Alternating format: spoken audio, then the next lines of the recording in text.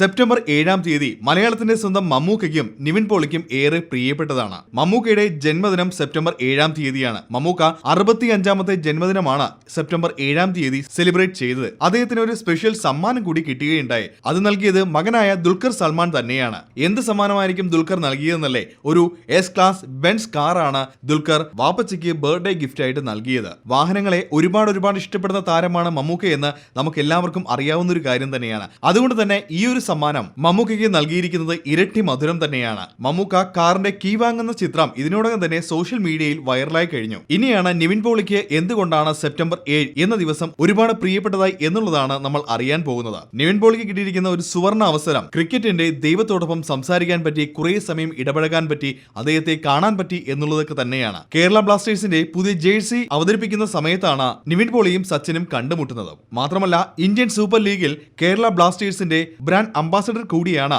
മലയാളത്തിന്റെ സ്വന്തം നിവിൻ പോളി. തീർച്ചയായും ബ്ലാസ്റ്റേഴ്സിന് ആരാധകരുടെ എണ്ണം കൂട്ടുന്നതിനായി ഇത് സഹായിക്കുമെന്നാണ് ടീം ഉടമകൾ പറയുന്നത്. അപ്പോൾ നമ്മുടെ കേരളത്തിന്റെ സ്വന്തം കേരള ബ്ലാസ്റ്റേഴ്സിന് എല്ലാവിധ ആശംസകളും നമുക്കറിയിക്കാം. എനിക്കിഷ്ടമുള്ള 2 ആക്ടേഴ്സാണ് മലയാളം മൂവിയിൽ, രാജമംഗളും പിന്നെ ലാലേട്ടനും. അങ്ങനെയുള്ള ഹീറോയിനായിട്ട് ഫസ്റ്റ് മൂവി ചെയ്യണമെന്നാണ് എൻ്റെ ആഗ്രഹം.